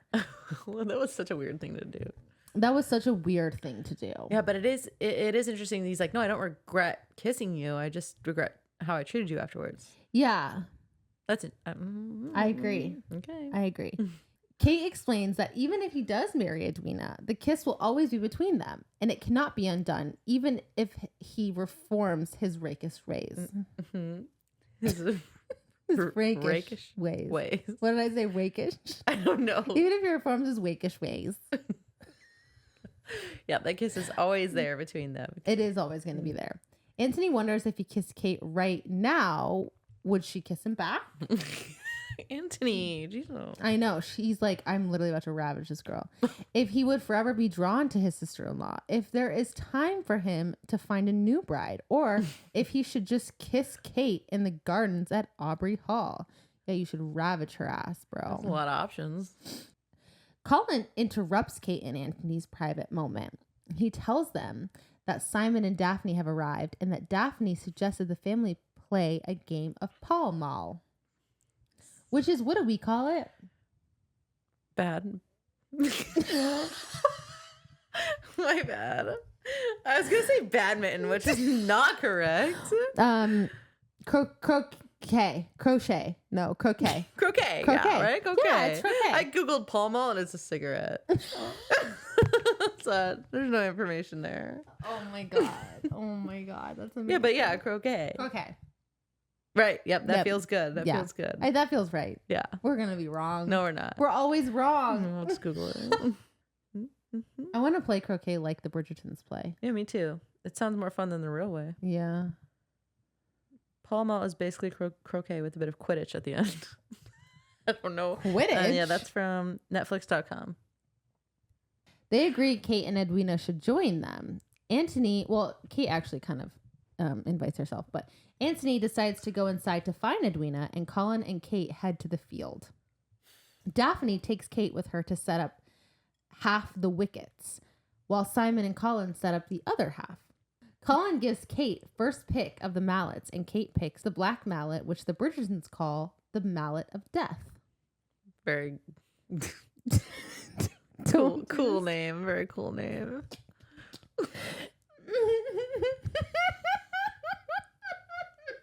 Why? For what reason? What they named it's so immature. It's just Antony named it that. That would give me the ick. I was gonna say, like, that's a red flag, honestly. I'd be like, "Oh my gosh, you named that? You named that? Are you okay?" Okay.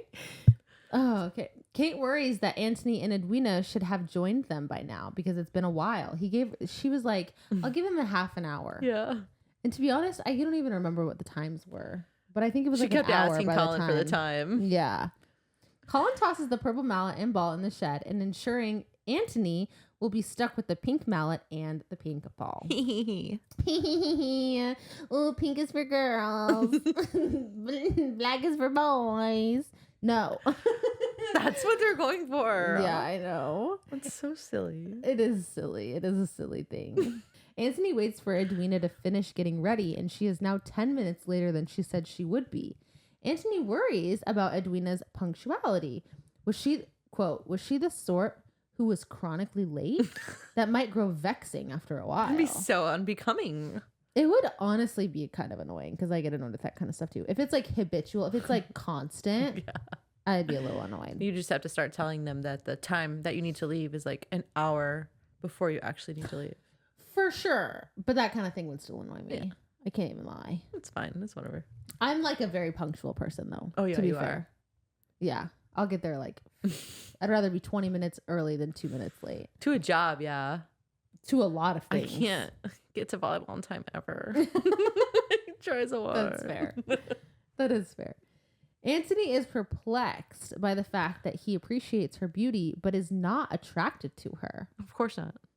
Yeah, because he's attracted to her sister. Yeah, she's so much hotter. As they walk down, because she has brown eyes. Yeah. She's hot. It's crazy. Brown eyes are hot. Blue eyes are out. Brown eyes are in. Said by the woman with blue eyes. I'm out. She's in. Yes. As they walk down to the Pall Mall field, Edwina asks him what he studied at university, and Anthony says he studied history and literature. He is surprised to learn that Edwina loves to read. She reads novels and philosophical texts. Oh, okay. And remarks that Kate dislikes philosophy, and Anthony says he agrees with Kate on that subject, since he cannot stomach philosophy either. Edwina teases Anthony, saying that she ought to have a notebook to make a record of the first time he ever agreed with Kate about anything. Oh, damn. Yeah. It's that serious. It's that serious. As they come over to the last hill before the Pall Mall field, Anthony sees that Kate has the mallet of death, and he's like, she's got the mallet of death. That's mine. That's mine. Normally. Lady Whistledown says country house parties are dangerous because people cheat on their spouses and become hastily engaged. That doesn't happen though. Anyways. What doesn't happen? Nobody cheats on their spouses or becomes engaged in this chapter. Not in this chapter. Oh, okay. Anyways. We also don't know if people are cheating. I'm sure they are. I'm sure they are. Yeah, they allude to it a lot. Colin gives Edwina the blue mallet to match her eyes, and Anthony begrudgingly accepts the pink mallet, even though he's literally so offended by it the entire chapter. His mallet is usually the black one, which he was the one who named the mallet of death. The game starts, and the siblings are arguing so much, Edwina is like shook. Colin asks both of them if they're okay with swearing, and Kate's just like, I guess this game is just really important to the Bridgertons. They're just like super competitive. I don't know. It's really silly. Kate's ball ends up near Anthony's, and he takes the opportunity to hit it as hard as he can and as far away from the course as possible. And Kate gets really angry and offended, and she's like, you'll pay for that, Bridgerton. She tells him she ought to have him drawn and quartered. Do you know what that means? Drawn and quartered. Do you? I had an idea and I Googled it. What is it? It was like a medieval torture. Okay, that's what I thought. They threw quarters at you? No, close. Like stoned? Like I picture stoned, like being stoned. Okay, so not like being stoned. I like looked at a couple different sources and they were all a little bit different. From what I understand, drawn means to be dragged by a horse to the gallows, where they sometimes you were hung, but also disemboweled. And then quartered is where your limbs are tied to 4 different horses, and then they make the horses run. That's called quartered? Yeah. That makes sense, actually. Yeah, it's a little different than just getting quarters thrown at you. Yeah, I didn't think that. Okay, well. I think but that's fucked up for Kate to say. I guess I get. Anyways. You know what? She feels how she feels, and she's a strong, empowering woman. Maybe he should be drawn and cornered. Maybe he should be. We'll see. Later, Kate's ball is so far back, she's like standing alone, waiting for her turn, and she can't even see the others. Then Colin hits Anthony's ball right near hers, which now Anthony is angry, but Kate is so excited because she wants for his game to be absolutely fucked. Colin is definitely playing matchmaker in this chapter, I think. And maybe you think? I don't know. I don't know if he does it like knowingly, but like I think he just wants them to bicker. I don't know if he knows it's gonna like come like pull them together more. Yeah. But he's like, Hermie's like here for the drama. Oh yeah. Oh, that's a great comparison. 1,000% like Hermes. Yeah, but it's still pretty. I think it's innocent. Yeah, I agree. Fairly agree. Innocent. Anyways, then Kate sends Anthony's ball into the lake, and she's like, "Oh my gosh, I win!" Which is not the object of the game. But Colin and Daphne are like, "Yeah, that was a sick shot. We love when Anthony's game is absolutely fucked." Anthony is so mad. He would have done the same to her, of course, but still. He said, quote, "Still, it was damned humiliating to be bested by a female, especially her." Ugh, God. Good for her, honestly. Boys suck. Anyways. To be fair, though, I kind of relate to this kind of competitive nature. Yeah, but are you ever like, damn, I was beaten by a boy? No. Or like another girl? No. You know what I mean? No. But I do feel like if I feel like I should be a higher skill level than someone. You're like, I should have won that game. Yeah. I could see that. Yeah, for sure. They end the game there, though, declaring Kate the winner and Anthony the loser, which is tradition. And it is the super silly, all of it. Simon mentions he needs to get Daphne inside before the rain. Her condition is very delicate. She's pregnant. That's how everyone finds out. I think that's their first child. If I'm not mistaken. I think so, yeah. And then he's like, do you mind if we don't clean up? Like, we gotta get inside. It's gonna rain in 6 hours. And everyone's like, no, yeah, it's totally fine. Which I would have been like, no, pull up some wickets. Like, what are you doing? I can't believe they stopped the game. I would have been like, let's keep going. I don't know. Get out the lemonade and let's keep promenading. Yeah, I understand. The game sounds like a really long time to set up. Like, keep going. Yeah, just finish it out. And they were so excited to play, and they're just like, let's just end it. I think they did play for a long time. I don't know. I could be wrong, but I feel like they did play for a while. It doesn't matter. Maybe it was just like, what if it was just like 2 rounds? Because you're just playing 2 rounds of golf. Daphne's like, Simon, I gotta go sit down. It's like, girl, why are you playing a game? Right? I don't know. Just kidding. Edwina is like, well, should we get the pink ball? And which was the one that went in the water, and everyone ignores her. Like, no one says anything. And then she's like, okay, I guess I'll go get it. And then Colin's like, oh no, I'll go get it. And then Anthony also offers. And then Colin is like, oh, I see you got it handled. I'm going to go help Edwina with the wickets. Anthony has to wade in to get the ball. And then Kate appears with a towel and apologizes, not because he lost, but because she didn't want his toes to freeze. This was the second time he had to like get wet because of Kate, he thinks. Yeah. Well, okay. The dog thing is a little crazy. He blamed Kate. He blamed Kate for that. Silly. And that's then wild. Anthony has an intense desire to see her feet. I had to conclude that. He's a foot fetish. Maybe. I get it. I mean, you're never allowed to see their feet or their hands. Like, everything's always covered. So that curiosity has to be elevated. So I get it. You know what I mean? That's what I meant. That's what I meant. I'll be honest. I have hand fetishes too because they're always wearing gloves. I could see the hand fetish, like 1,000%. Yeah. But I'll be honest. I see my own toes. I could never see another foot again and I'd be fine. I don't personally have a foot fetish. That's not to like, not to like down. Kink shame. That's not to kink shame anyone with a foot as someone who does not have a foot fetish, I couldn't imagine lusting after a foot. Right. Why would you? Yeah. So he must have a foot fetish. There's no other. In conclusion, there's literally no other. I don't explanation. Know. We don't have to get into it. It's like being like, oh my god, someone's ankles. They do talk about ankles a lot. They loved a delicate crazy. Ankle. Anyways, during this, while they're talking, they agree and acknowledge that they're not bad people. They're like, shit, like, you're a good person. Like, shit, yeah, you also are a good person. Let's go inside. They head back to the house together because Colin and Edwina are like long gone. Next chapter. Lady Whistledown says, competition brings out the worst in a man and the best in a woman. Anthony can't take his eyes off of Kate as they're walking. He acknowledges that Kate is absolutely beautiful, but can understand how she is overlooked when next to and inevitably compared to Edwina, who is a shining star.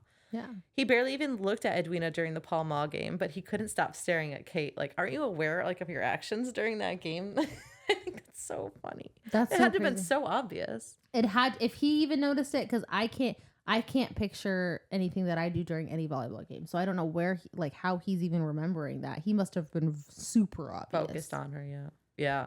She talks about the maybe rain that may happen and hopes that it won't get violent later because she hates thunderstorms. Anthony says he likes them, and she's surprised. I don't know why she's surprised he likes thunderstorms. But he says she's in the wrong country to be hating on rain. He's staring at her like criminally, and she notices, and she's like, what? And he's like, nothing. He's admiring her and smiling and almost laughing, and she thinks it's at her expense. And she's like, what? And then all of a sudden, he has to know right this moment what she thinks about him.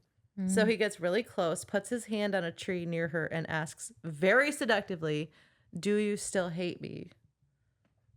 And didn't Edward do something similar in Twilight? And then I was like, didn't he? I haven't read that book in so long. Okay, so they took a Jeep to the trail, and then that was when he put her on her back and they sprinted it into the meadow. And when he showed her his skin? Mm-hmm. Right before that, he was like he like trapped her in the Jeep and was like talking to her, and she's like, Oh, and then, are you talking about when he's like, no, that can't be. That was in the movie. I don't know. When he's like, so the lion fell in love with the lamb. That was probably later. And she's like, what a stupid lamb. And he's like, what a sick masochistic lion. Yeah. That was in the movie. Classic that wasn't in the book. Line right there. It's a classic line. Anyways, I Googled it, and Twilight was written in 2005, and this book was written in 2000. So Twilight stole it from. Yeah, of course. From Bridgerton. Of course. That checks out completely. Anyways, moving on. Kate is seduced into silence and only like licks her lips. He takes that as a no. She does not still hate him. Then his demeanor changes and he's like casual again and like strolls inside. He's like all happy about it. What a weird moment. He's just like it's such a yo-yo. Yeah, for sure. Later, Kate tries to decide whether or not to fall ill before dinner, but decides she's not a coward and will face Anthony at dinner. She was waiting in the hallway for Mary and Edwina to go down to dinner when Penelope comes out of her rooms. They are happy to see each other. Kate likes her. They talk about Anthony, and Lady Whistledown's gossips, how shit Penelope looks in yellow, and how she can't escape her mother's desire to put her in it, and that she wished she would have waited a year to enter society, or however they put it, because she had lost 2 stones since last year. And that's 28 pounds. Yeah, it is. I have a friend, I have friends in England, in London. They talk about stones. And they did, because that's how they still refer to it. Yeah. Like losing weight as like, as a stone. I think it's like 14 pounds. That's a lot of weight. Yeah. To lose in a year. 100%. Shout out to my friends. Woo. Do they listen? I don't know. You'll have to be like, I shouted you out in this episode. I shouted you out. Anyways. It's Mel and Harley. Kate tries to feel bad for Penelope, but she's like, bitch, please. Don't feel bad for me. They go down to dinner together, and when they enter, Kate immediately knows where Anthony is. He's like a beacon. Although she avoids eye contact, she knows when he laughs and when he stares at her. The party is super laid back. There's like a looser leash on societal rules out here in the country, and Kate enjoys the hell out of that. Penelope is like, oh my God, holy shit, God fucking damn it. Because Cressida or Cressida? Cressida. Ooh, I like it. And I think, so in the show, they pronounce it Cressida Cowper. And in the books, I think they pronounce it Cressida Cooper. Ooh. Or at least Cooper. the auto books do. I like Cowper. I think it's Cowper. It's more insulting. Anyways, Cressida Cowper is here, and she is just the meanest of the mean girls. She's not a girl's girl, like, at all. Penelope tells Kate that Cressida hates her especially because she bumped into her once and she spilled punch on herself in front of a duke, and that ruined her chances of marrying him. Yeah. Like, okay. And then she's like, shit, fuck, no, she's coming this way. And Kate says, don't worry about her. Like, she's not better than you. And Penelope was like, bitch, I know. Penelope's got it going on. Cressida is, of course, rude and insulting, and she said she doesn't understand why Lady Bridgerton would even invite the likes of Penelope, but who am I to judge? And she makes fun of her dress. And Kate is pretty much stunned into silence, but Penelope sticks up for herself. I really love Penelope in this scene. Penelope is a bad bitch. She is. Then Cressida invites over her male counterpart, Basil Grimston. Can you imagine? He starts insulting Penelope too. What's his name? Basil Grimston. Is it Basil? No, you're probably right. You're probably right. This character was never in the show. Yeah. So I couldn't even put a face to that name. They had Cressida Cowper in the show. Yeah. So I couldn't even put a face to this man's name. Ooh, I just picture someone tall and skinny and like lanky. Yeah. I don't know why. Anyways, his name is Basil Grimson, and he starts insulting Penelope too. He says something about how it's nice seeing her looking so well after last year. And someone was like, what do you mean? And he's like, you know, she used to be fat. Yeah, he's such a dick. It was really awful. Then I had like 8 exclamation points and an @ sign accidentally after that. What did you say? He's such a dick? What'd you say? No, I was like, he said that she used to be fat. Like he said that out loud. He said it like louder than his indoor voice. Like he whispered it loud. Like he was like this. He was like, she used to be fat. Like that. Which is so rude. I would have punched him in the fucking face. Yeah. Because you're the mean friend. I am the mean friend. I am. Then Anthony comes over and Cressida's entire demeanor changes and she starts like batting her eyelashes at him and like whatever. And that pisses Kate off. He greets only Kate and Penelope, however, and offers to escort Penelope into the dining room. And Cressida's like, oh my God, what? You can't do that. Like she used to be fat.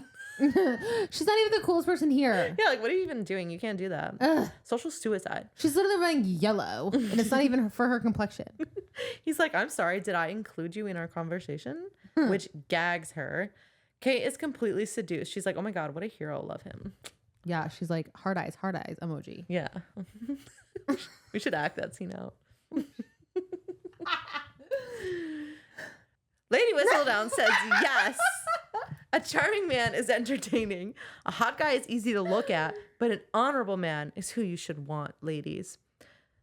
Mm-hmm. She knows what's up. Mm-hmm. That night, Kate can't sleep. She's debating counting the cracks in the ceiling, but there's not enough light. She thinks how her views on Anthony have changed so quickly, and darn it all, does she actually like him? Would he actually be good for her sister after all? Why can't he just be awful? It would be so much easier if he just like sucked. Facts. She goes downstairs hoping to find a book to occupy her mind or to help her sleep.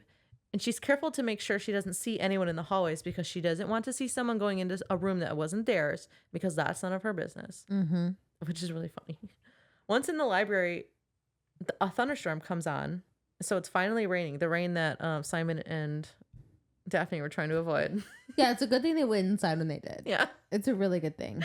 Because I don't know Yeah, if they would have waited a minute on more. If they would have waited a minute more, they would have been drenched. Very upset that they didn't help put the wickets away. She's in a delicate condition. Yeah. And the rain was coming. Swinging a mallet. Like. Not even God could have told us when it was going to start raining. Okay.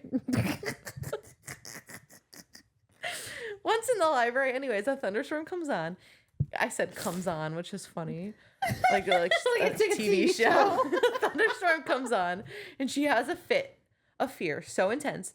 And I think she retreats into herself. It sounds a little more intense even than a panic attack, but she ducks under a table to hide. Meanwhile, Anthony is chilling in his study, working, enjoying the storm. He's like, God, that's so nice. I love that shit. He thinks a lot about Kate, like the bane of his existence and the object of his desires is where he says it. This gags me every time. He acknowledges it, like he knows it. Yeah, but also just like that saying, that like phrase, that turn of phrase, that word, bane. That imagery, all I love of it. I can get behind it. It's so unbelievably sexy. Alluring. It has me in a chokehold like nothing else. I love it. Yeah. And his feelings for her and how everything's fucked because he's supposed to be courting her sister, goddammit. He leaves his study for like no reason, just to go walk around, and notices the library door is cracked and there's a lit candle inside. And he's like, well, books and candles don't mix. That's really fucked up. I'm going to go check on that. That was a quote. 2 things that never stop surprising me. The candles and the gloves. I'm like, forget that they have to walk around with candles. That would just be like so dark and scary all the time. That'd be super dark and scary. Especially during a thunderstorm. And they're gloves. I know. He had to take his glove off. They're probably just used to it though. Like they don't really like think about ghosts or ghouls. Ghosts. The way that I would do. be concerned about men. Dude, that's not what I thought. I'll be honest, like there are times where I still go to the bathroom and I run back to my bed because I'm just afraid that someone's under my bed or like a ghost or like a ghoul. Or, but you have those 3 dogs, like they would alert you to anything. Dude, they would. But also it doesn't matter. I still run. I used to as a child. My mom used to tell me that she'd just hear me like running in the middle of the night. Like I would like running to the bathroom, back to my bed, like jumping. Scary. I'd jump like 5 feet from my bed onto my bed, so I wouldn't have to go like right next to my bed, so nothing would reach out and grab my ankles. It is scary as a kid, and it's funny that or like, as an adult, like we don't judge. Yeah, here. And the bed is like your safe spot. So once you're up there, you're good. Yeah, and once you're under the covers, because God forbid you show a foot out of the covers. That's a death sentence. It's very scary. You gotta it's be careful. Death sentence. Anyways, he finds Kate curled up under the table. She's unresponsive to his voice, he is shocked and hurt that she is so scared, and holds her hand and whispers comforting words in her ear. "I'm here, Kate. You're safe." And this part was actually pretty emotional. Yeah. She becomes lucid and she's like, "I don't remember anything. Like, what is going on?" She's so distraught. She asks him to tell her stories to distract her because it's still raining, but it has stopped thundering at this point, I think. Mm-hmm. They talk about their families. She talks about how she's always felt loved by her stepmother and has never been treated any different than Edwina. Like, the women in this book are just like top tier, except for they are really top tier. Cressida Cowper. Yeah. Fuck her. 100% though. Mary, who is Kate's stepmom, would visit Kate's mom's grave just to tell her how she was doing. And if that's not the sweetest goddamn thing. She like defies all odds of like listen, with so many stories out there about like evil stepmothers, she's not that. She is the best stepmother. She reminds me of my stepmom. Aww. Because like my mom's alive. I love my mom. First of all, so much. But like having women like that, another woman in your life, like just, you know, like the way that is there for you. It's just is incredible. Yeah. It's really just truly incredible. I love it. Shout out to my stepmom. Love you, Jules. I hope you're listening. I love you, Jules. Does she listen? I don't know. Well, you're going to have to tell a lot of people to listen to this episode. I know. I have a lot of shout outs. Anthony talks about the loss of his father and how it affected everyone. They bond over those they have lost and how they miss them regardless of the time that's passed. Anthony's like, "So like what is up with this deep, intense fear of thunderstorms?" And she's like, "I don't know. Like, it's been all my life. I don't know." She's like, "I'm so sorry. I know it's foolish. You must think I'm a ninny." And he's like, "Are you kidding? Like, I know you're not dumb, and neither is your fear." And they do talk a little bit about how, like, her sister and her stepmom don't know that her fear had continued, like, at this age. And she's like, I didn't tell them. Like, I think I'm embarrassed by it, basically. And he's like, "You should rely on your family. Like, I think they would comfort you and be there for you." That was a really nice conversation. When they're leaving the library, finally, Kate thanks Anthony for his help, and he's like, "I didn't do anything." And she says, "Trust me, you did everything." No. And that's where we're ending it this week. It's a good place. It was a good place to end it. Somehow it always works out like that. It does always work out like that. It does. Wow. Okay. What are you thinking? First half. I like it. I really like it. Okay. I mean, I do. What? I just thought my scenes were kind of boring, like the Serpentine and the Pall Mall. Like, what is going on? I just find them very wholesome, though. Like, I actually really loved those scenes. It's a nice change of pace. Yeah. And it feels, if I was alive in the 1813s, that I could see myself in these situations. Well, and like, I don't feel like these books are supposed to be super like exciting in terms of like action and like the way that like, you know, ACOTAR or like even like Cersei's certain scenes are supposed to.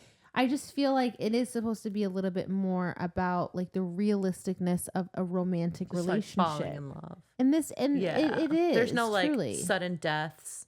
There's no thank God backstabbing. Though. Exactly. There's no pregnancies and like no shocks and like that twists and turns. It does like feel like opera. more realistic. Yeah. Like, to what, you know, relatable to what like everybody would feel. Maybe that's why I like it so much, because it's a lot of these relationships I just feel like I can genuinely like identify with. Do you know what I'm saying? Yeah. I love the relationships between all the women in this book. Agreed. I feel like that's super fresh and fun.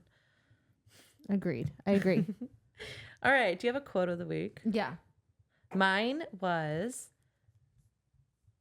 Anthony was gripped with the most insane desire to see her toes. I couldn't get past it. I don't think that there is another quote that I could pick. This is my quote for everything of life, and even in the show. And it's presented in a different way in the show. And then there was Kate Sheffield, the bane of his existence and the object of his desires all at once. And if you've seen the show, the way that they did that in the show is much better in the show. Someone said that in the book, it was a thought. And in the show, it was like truly voicing like it with every ounce of emotion and passion. I just think that sentiment is so good. Yeah, I would. Yeah, that is a good one. Yeah. Can't deny that. Who would you be? I've said this before and I'll say it again. No. I'm Penelope. Oh, yeah. All day long. Okay, but yeah, she's a badass though. She is a badass. I love her confidence. She's just misunderstood. I don't know if I'd have her confidence with where she's at in her life, just because I think she's still young. Like, I think she's still only like 19 or 20. She's not very old. I know that. Right. I don't think I had enough confidence at that age, and especially with everyone that shits on her. Right. I would have a really hard time having confidence. I don't. The fact that she still is so like sure of herself is honestly incredible. I wouldn't have that. Yeah, I love that. She's a great character in this half, even in this half of the book. What we got of her. Mm-hmm. But I would be her probably. I picked Kate. I didn't put any reasons down. Maybe because Kate is like the one that's always been overlooked. Mm-hmm. Next to Edwina. Yeah, I can relate to that. Yeah, I feel that. Who would you want to be? I think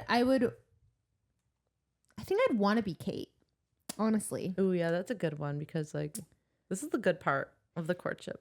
It's not nice to be overlooked, but I don't think that I could have as much attention as someone like Edwina. I just don't. Oh yeah. It could be nice to be considered beautiful. Yeah. But also I think it'd be very difficult. Yeah. Just to be like leered at all the time. There's a privilege to it, but there's also kind of a curse. And like I like a Kate where she's an understated beauty. She is beautiful. Yeah. Like no two ways about it. She's still beautiful, but she's more of an understated beauty. Yeah. And I think that I'd like to be more of that. Are you talking about pretty privilege? Yeah. Well, pretty privilege and just like, 100% pretty privilege. I experienced that once. In between my sophomore and my junior year, I lost a lot of weight.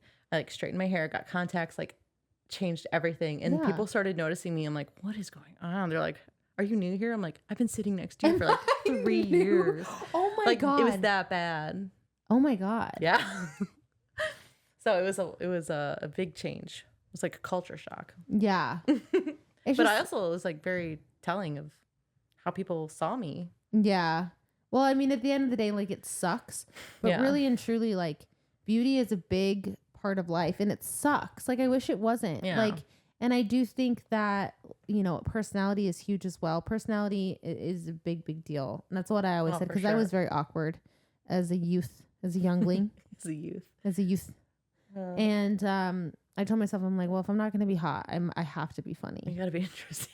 I have to be funny. Oh There's no other way. Can't believe you ever thought that. Oh my God. Dude, I was so awkward. Me too, though. Oh my God. I didn't go through my like my hot phase, quote unquote, until I was in college. Yeah, I believe that. It was a while. Like it was way later in life. That's okay. So I developed my humor really good. And then you had it all. I didn't.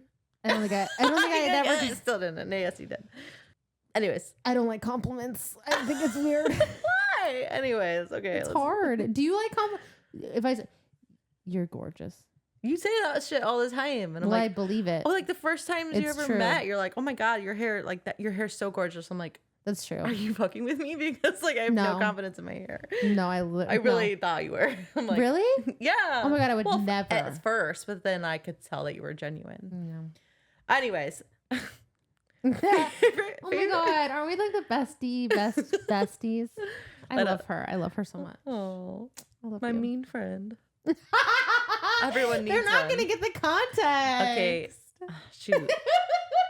I'm the confrontational friend. Yeah, and I think that's a better way to say it. It was like a TikTok of this girl was like, who was it? Like her friend or something, or she just saw. There was like a girl that had said that she was at her sorority house and these frat boys had come and stolen her her porch swing off of her porch. Yeah, to like use during a barbecue or something. Yeah, and like use it and hang it up in their own house. And this girl is watching the entire thing through like her blinds.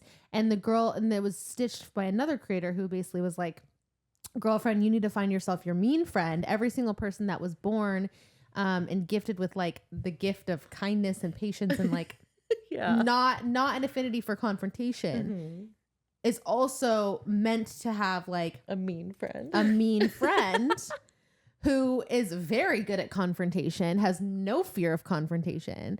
And that is just like us to a T. I don't know if you could ever guess who the confrontational one between us is. Yeah, go ahead and guess. It's me.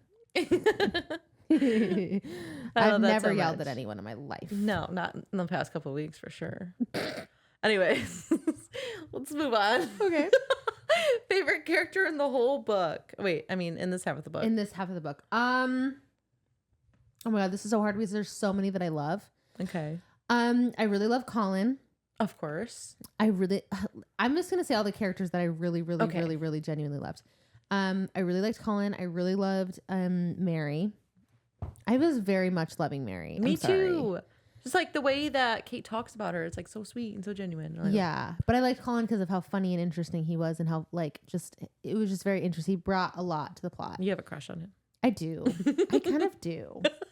Also, where was Benedict? Like I was thirsting for that man. Is he there? Is he at the house, the Aubrey house? I haven't heard one thing about him at the Aubrey house. I don't know. Yeah, so that's I was weird. Confuzzled. She forgot where is to he? write him in. I know. I was bummed. I really liked Violet as well. I always liked Violet though, but I wouldn't say she's like my top tier. Just because she wasn't in it a ton. I do actually like Edwina as well, but I'm gonna say my top ones are Colin and Mary. Okay, fair. Agree. I picked Mary. Just that comment that she would go talk to Kate's mom at the grave and be like, she's doing really good. Yeah. That's so sweet. That's really sweet. Oh my gosh. Not a lot of people, not a lot of young women would do that. No. I agree. Least favorite character. This is easy. Anthony. Cressida Cowper. Cressida Cowper. Yeah. Basil. I picked Anthony. I can see why though. Why? Yeah. Just because the contrast between his inner thoughts and his actions, just it was too contrastual. It just didn't line up good enough for me. No, I don't disagree. I think some of the things he did were honestly despicable. The only reason I could feel, I feel for Anthony, and like, this is not an excuse for his actions at all, but I've been at a place in my life where like I've been scared of like different like love or commitment or whatever, and have done really kind of shitty things to push people away. And it's not an excuse, but I do understand where he's coming from. Yeah, people go through that. I don't think he's a bad dude. Where I think Cressida and fucking Basil are just shit people. Yeah, they suck. So she's the one in the show with like, she's always got that slick back hairstyle. I don't think that hairstyle suits her. No. Okay. Why don't they change it? It's like every ball. I think she's just trying to be like a trendsetter, like a fashionista. Okay. It was just interesting that I noted that. All right. I mean, that's all we got. Do you have any other final thoughts on this half?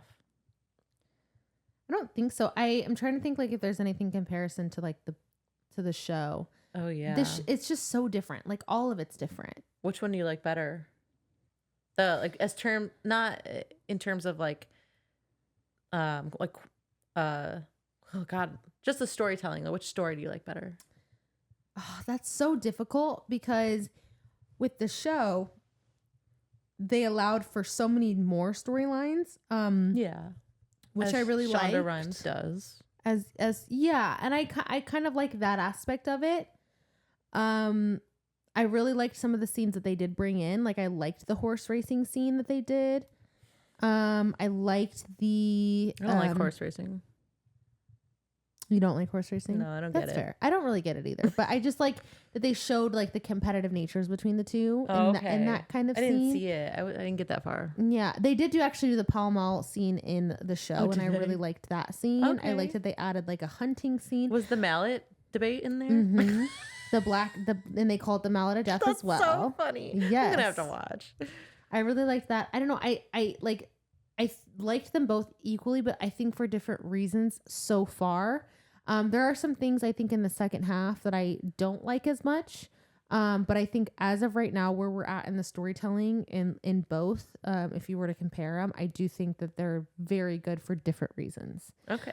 I will say it just annoys me that, like, if you're gonna make, I will say what does annoy me. If you're gonna make a fucking show off of a book, I just don't understand how they don't stick to the book. I just don't understand it. I can't register the, like, why, like, what is the reason for just going so far off base? Like, I just don't get it. I mean, it could be something as simple as casting, budget, scheduling. Yeah, but you think that it would have been easier, like, compared to, like, what they actually shot to what, like, what's in the book? Like, No, what would have been easier? The book would definitely have been easier. We could shoot the book. Right. Like, we could produce it in my backyard. Anyway. The only scene that would have been difficult would have been the corgi scene. That's it, in the park. That would have been the only scene that would have truly been difficult because, like, to control, like, a dog. But they have... Any of your dogs could do it. No. Yeah. Not exactly the way that they wanted it to be done. I think we could pull it off. I want to try. Well, let's try. Okay. With my pool. That's just, like, my only freaking, like... That's my only, like, annoyance. It's like, don't... Like, if you want to make something of the same vibe, then just don't call it Bridgerton. Like, just don't. Yeah. Or, like, you know what I mean? It's just, that's annoying. Yeah. That's annoying. I just wish that there was one adaptation that they kept fucking true to the book. And there's just, no book to show or book to movie is ever truly true to it. But I will say, I will give Shonda Rhimes credit because I do enjoy the show very, very much. Yeah, she adds drama and more storylines, more characters, which is fun. Yeah. It's probably needed. I get it. It's just, that's my gripe. It's fine. Okay. All right. Well, next week we're finishing up The Viscount Who Loved Me. I think that's such a funny name. I keep wanting to say The Spy Who Loved Me. Oh. Isn't that a movie with Mila Kunis and Mike Myers? What am I talking about? The Spy Who Shagged Me. You're talking about, what is that movie with Mike Myers? The Spy Who Shagged Me. No, there's actually a movie that's like The Spy. That's the movie with Mila Kunis. The Spy Who Dumped Me? The Spy Who Dumped Me. Well, we were on way different pages. The Spy Who Loved Me. And then The Spy Who... Oh my God. You're talking... The Spy Who Loved Me was from 1977. Not Michael Myers. Mike Myers. Oh, yeah. Michael Myers is a murderer. Serial killer. Oh my gosh. This is all going bad. It's Is Beyonce in one of these movies? Austin Powers. Yes. Yes, she is in one of the movies. Okay, thank God. Okay. Yeah. Heck yeah, I knew it. Yeah. Okay, so next week, we're finishing up the Viscount. Yeah. Next week, we're finishing up the book. Finishing the book. Thank you guys so much for listening. Thank you. I doubt you made it this far. If you have any...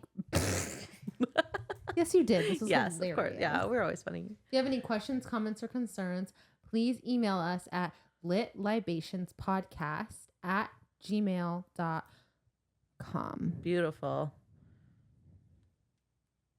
Please rate us 5 stars on Apple Podcasts. It helps people discover us, and we kind of hit a plateau. Fan art. Oh my God, fanfic for like write us into Bridgerton. I think that would be so fun. Yeah, 100%. Spencer Sisters. We're still looking out for it. 100%. The Spencer Sisters. The other thing too, really quick, I just want to say that we did reach 1,000 overall downloads. Oh yeah, it's very exciting. A couple days ago. Woo! It's very exciting. Thank you guys so much. Honestly, we so enjoy this. It's so much. It is really fun. Mm-hmm. And we're just very thankful that everyone out here that listens to our podcast enjoy us as well. Yeah, it is so fun getting the comments like from strangers. Yeah, 100%. So keep sending us. 100%. Throw us a comment on a TikTok. Yes, please do. Yeah, I'm obsessed a little bit with TikTok, so I'm always on there. I love it. All right. Love you guys. Bye.